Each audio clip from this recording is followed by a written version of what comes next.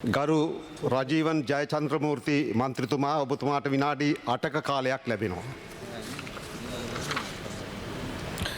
இன்றைய சபைக்கு தலைமை தாங்குகின்ற கௌரவ உறுப்பினர்களே, இன்றைய கல்வி, உயர்கல்வி மற்றும் தொழிற்கல்வி அமைச்சு மீதான குளிர் விவாதத்திலே கலந்து கொள்வதிலே நான் மகிழ்ச்சி அடைகின்றேன். எங்களுடைய நாட்டிலே கல்வியானது ஒரு மிகப்பெரிய ஒரு விடயமாக, ஒரு சிறந்த ஒரு ஆயுதமாக எங்களுடைய மக்களால் பார்க்கப்பட்டு வருகின்றது. கடந்த காலங்களிலே இந்த நாட்டிலே யுத்தம் நடைபெற்ற பொழுது, பலர் இடம்பெயர்ந்த பொழுது, குண்டு வீச்சுகளிலே மக்கள் இறந்தபோது கூட இந்த கல்வியை அவர்கள் கைவிடவில்லை. தெருவிளக்குகளிலும் மெழுகுதிரி வெளிச்சங்களிலுமே கல்வி கற்று இந்த நாட்டுக்கு மிக சிறந்த சேவையினை ஆற்றியிருந்தார்கள். அந்த வகையிலே தான் எங்கள் ஜனாதிபதி கூட தெருவிளக்கொளியிலே கல்வி கற்று இந்த நாட்டின் ஜனாதிபதியாக வந்திருக்கின்றார். எனவே கல்வியானது இந்த தேசத்தினுடைய மிக ஒரு முக்கியமான ஒரு ஆயுதமாக காணப்படுகின்றது. எனவே இந்த கல்வித்துறையிலே ஒரு பெரிய மறுமலர்ச்சி ஒன்றை நாங்கள் ஏற்படுத்த வேண்டும். இந்த நாடு அனைத்து மக்களும் வாழக்கூடிய ஒரு அழகான பூமியாக நிகழ வேண்டும் என்றதற்காண்டித்தான் எங்களுடைய அரசாங்கம் இந்த வருடம் 8 மாதங்களுக்கான அந்த பட்ஜெட்டிலே 271 பில்லியன் ரூபா பணத்தை ஒதுக்கி இருக்கின்றது. நான் நினைக்கிறேன், ஒன்றை இந்த இடத்திலே பதிவு செய்ய விரும்புகின்றேன். இந்த எங்களுடைய தேசிய மக்கள் சக்தியினுடைய ஆட்சி காலத்திலே எங்களுடைய நாட்டிலே கல்வியிலே ஒரு மறுமலர்ச்சி ஏற்படுகின்ற யுகம் ஒன்று நிச்சயமாக ஏற்படும். அது காரணம், எங்களுடைய கல்வி அமைச்சர் மற்றும் அதிமேதகு ஜனாதிபதி அவர்களால் முன்வைக்கப்பட்டுள்ள வேலை திட்டங்களை பார்க்கின்ற பொழுது அது நிச்சயமாக இந்த மக்கள் எதிர்பார்க்கின்ற அந்த நன்மைகள் இந்த மக்களுக்கு நிச்சயமாக அது கிடைக்கும். அந்த வகையிலே தான் எங்களுடைய இந்த கல்வி அமைச்சின் கீழ் நான் நினைக்கிறேன் 5 மாகாணங்களைச் சேர்ந்த விளையாட்டு பாடசாலைகளை அபிவிருத்தி செய்வதற்காக 500 மில்லியன் ஒதுக்கப்பட்டிருக்கின்றது. அந்த விளையாட்டு பாடசாலைகளுக்கு ஊடாக பிள்ளைகளுடைய உடல் உள விருத்திகளை செய்து அதை மேம்படுத்துவதற்கு ஊடாக ஒரு மிகச்சிறந்த ஒரு ஆரோக்கியமான சமூகத்தை, மாணவ சமூகத்தை ஏற்படுத்த நாங்கள் நினைக்கின்றோம்.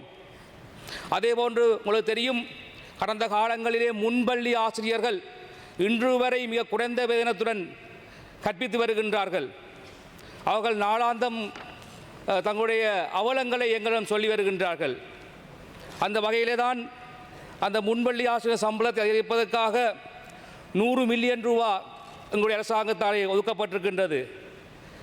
அதேபோன்று இந்த பாடசாலையிலே காணப்படுகின்ற உட்கட்டமைப்புகள், நான் நினைக்கிறேன் எங்களுடைய கௌரவ பிரதம மந்திரி அவர்கள் தன்னுடைய உரையிலே மிக கவனமாக சொல்லியிருந்தார். அவர் யாழ்ப்பாணம் வந்த பொழுதும் அதை சொல்லியிருந்தார், இன்றைய உரையிலும் சொல்லியிருந்தார்.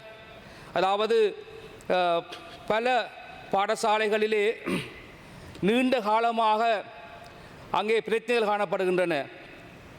நான் நினைக்கிறேன் வகுப்பறை கட்டிடங்கள் போதாமல் இருக்கின்றது. பல பாடசாலைகளிலே கடந்த காலங்களிலே தொடங்கி வைக்கப்பட்ட கட்டிடங்கள் இன்று வரை முடிக்கப்படாமல் காணப்படுகின்றன. அதேபோன்று பாடசாலைகளிலே டாய்லெட் ஃபெசிலிட்டிஸ் மிக மோசமாக காணப்படுகின்றது. அண்மைய தினத்தில் கூட நாங்கள் கோப்பாய் கல்வியற் கல்லூரிக்கு சென்றிருந்தோம். அங்கே சென்று பார்த்த பொழுது பல டாய்லெட்ஸ் மூடப்பட்டு காணப்படுகின்றன. அங்கே படிக்கின்ற பிள்ளைகள் வெறும் தரையிலே படுத்திருப்பதையும் காண முடிந்தது. இதுபோன்ற பல வசதிகளற்ற வகையிலே தான் இந்த பாடசாலைகள், கல்வியற் கல்லூரிகள் காணப்பட்டது தெளிவாக பிரதம மந்திரி சொல்லியிருந்தார். அதே போன்று தான் நான் பசுந்துரட்ட தேசிய கல்லூரியிலே படித்திருந்தேன். 2004-5 காலப்பகுதியிலே அண்மைய தினம் விளையாட்டுப் போட்டிக்காக அழைத்திருந்தார்கள். அங்கே சென்று பார்த்த பொழுது நான் உறங்கி படித்த அந்த இடம் இன்று மூடப்பட்டு காணப்படுகின்றது.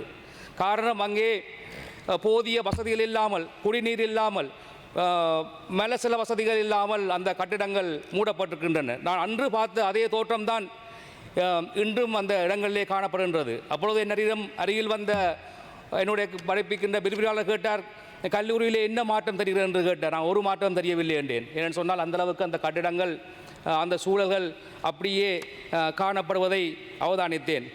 எனவே எங்களுடைய இந்த ஆட்சி காலத்திலே இது போன்ற பிரச்சனைகளை நீக்கி ஒரு கல்வியிலே நாங்கள் ஒரு மறுமலர்ச்சியை ஏற்படுத்துவதற்கு நாங்கள் எதிர்பார்த்திருக்கின்றோம்.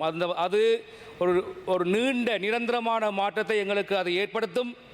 அதேபோன்று கடந்த காலங்களிலே காணப்படுகின்ற பல பிரச்சனைகள் இருக்கின்றன. பிரபல பாடசாலைகள், முன்னணி பாடசாலைகள் போன்ற பாடசாலைகள் அதிகளவிலான பிள்ளைகளை எடுக்கின்றன. இதனால் கிராமப்புறத்திலே இருக்கின்ற பாடசாலைகள் மிக குறைந்த பிள்ளைகளை கொண்ட பாடசாலைகளாக இயங்கி வருகின்றன. நானும் ஒரு காலத்திலே ගරු මන්ත්‍රීතුමනි ඔබතුමාගේ කාලය තව විනාඩි அதிபராக දෙකයි. இருந்தேன். பிள்ளைகளை தேடி செல்கின்ற வேலையை தான் அதிபர்கள் பார்க்க வேண்டிய சூழல் இருந்தது. அதே போன்று பல்வேறு பிரச்சனைகள் காணப்பட்ட போதும் எங்களுடைய இந்த ஆட்சி காலத்திலே இந்த கல்வி தரத்தை நாங்கள் முன்னேற்றி இந்த கல்வியில் அடைகின்ற நன்மையை நாங்கள் அதிகமாக ஏற்படுத்த எதிர்பார்க்கின்றோம். எங்களுக்கு தெரியும், பல்கலைக்கழக கல்வி எடுத்து பார்த்தால் பல்கலைக்கழக கல்வியானது இந்த இலங்கை மாணவர்களுக்கு வழங்குகின்ற தொழில் வாய்ப்பு வீதமானது மிகவும் குறைவான நிலையிலே காணப்படுகின்றது. அதுக்கு உதாரணமாக சொல்லலாம் இலங்கையிலே வழங்கப்படுகின்ற பல்கலைக்கழக கல்விகளிலே 69% வீதமே தொழில் கல்விக்கு தொழிலை பெறுவதற்கு வாய்ப்பாக காணப்படுகின்றன. அதுவும் குறிப்பாக யாழ்ப்பாண பல்கலைக்கழகம் மற்றும் கிழக்கு பல்கலைக்கழகங்கள் குறைந்த வீதமான வேலைவாய்ப்புகளை வழங்குகின்றன. குறிப்பாக கிழக்கு பல்கலைக்கழகங்கள் 52 வீதத்தையும் யாழ்ப்பாண பல்கலைக்கழகம் 53.5 வீதமான வேலைவாய்ப்புகளை வழங்குகின்றன. இதனால் மீதி கற்கனரிகள் வேலைவாய்ப்புகளுக்கு வாய்ப்புகளை வழங்காத நிலையில் காணப்படுகின்றன. இருந்தபோதும் திறந்த பல்கலைக்கழகங்கள் 93.8 வீதமான வேலைவாய்ப்புகளை வழங்குகின்றன. எனவே பல்கலைக்கழகங்கள் தங்களுடைய பாடநெறிகளை வினைத்திறனாக மாற்றி உலக சந்தையிலே வேலைவாய்ப்புகளை பெற்றுக்கொள்ளக்கூடிய அளவுக்கு எங்களுடைய கல்வி திட்டமானது நிச்சயமாக மாற்றியமைக்கப்படும். அதனூடாக எங்களுடைய இளம் சந்ததிகள், இளம் பிள்ளைகள் ஒரு எதிர்காலத்தை அடையக்கூடிய மாதிரி இருக்கும். அதே போன்று ஒரு விடயத்தை நான் இங்கே சுட்டிக்காட்ட வேண்டும். கடந்த காலங்களிலே இதை நான் கௌரவ பிரதம மந்திரியும் கல்வி அமைச்சருக்கும் குறிப்பிட விரும்புகின்றேன். 2010 ஆண்டு தொடக்கம் 2026 ஆண்டு வரையில் 2010 ஆண்டு தொடக்கம் 2016 ஆண்டு வரையில் பரீட்சை திணைக்களத்தால் ஆசிரியர் பயிற்சி சான்றிதழின் மூலப்பிரதிகள் இதுவரை வழங்கப்படவில்லை. இது குறித்து குறு வித்தியாலய அதிபர்கள் அசம்பந்தமாக இருக்கிறார்களா அல்லது பரீட்சை திணைக்கள அதிகாரிகள் அசம்பந்தமாக இருக்கின்றனரா? 15 வருடங்களுக்கு மேலாகியும் சான்றிதழ் வழங்க முடியாது இருப்பதன் காரணம் தெரியவில்லை. எனவே நிச்சயமாக இது தொடர்பாக இந்த விடயம் உங்களுடைய கவனத்துக்கு கொண்டு வரப்பட்டிருக்கின்றது. அதே போன்று இன்னும் சொல்லப்போனால் எங்களுடைய அரசாங்கமானது 2025 ஆண்டிலிருந்து ஆட்சேர்ப்புகளை செய்வதற்கு தீர்மானித்திருக்கின்றது. அதன் பிரகாரம் கல்வி நிர்வாக சேவை தரம் 3க்கு 555 பேரையும், இலங்கை ஆசிரியர் சேவை தரம் 3.1க்கு டிப்ளோமா பட்டதாரிகள் 4140 பேரையும், அனைவருக்கும் ஆங்கிலம் என்கின்ற திட்டத்தின் கீழ் ஆங்கில ஆசிரியர்கள் 2500 பேரையும், அதே போன்று தேசிய மற்றும் மாகாண பாடசாலைகளுக்கு 22,000 ஆசிரியர்களையும், அதே போன்று ஆசிரிய ஆலோசகர்கள் 2100 பேரையும், பெருந்தோட்ட பாடசாலைகளுக்கு ஆசிரிய உதவியாளர்களாக 2935 ஆசிரியர்களையும் உள்வாங்குவதற்கு நடவடிக்கை எடுத்திருக்கின்றது.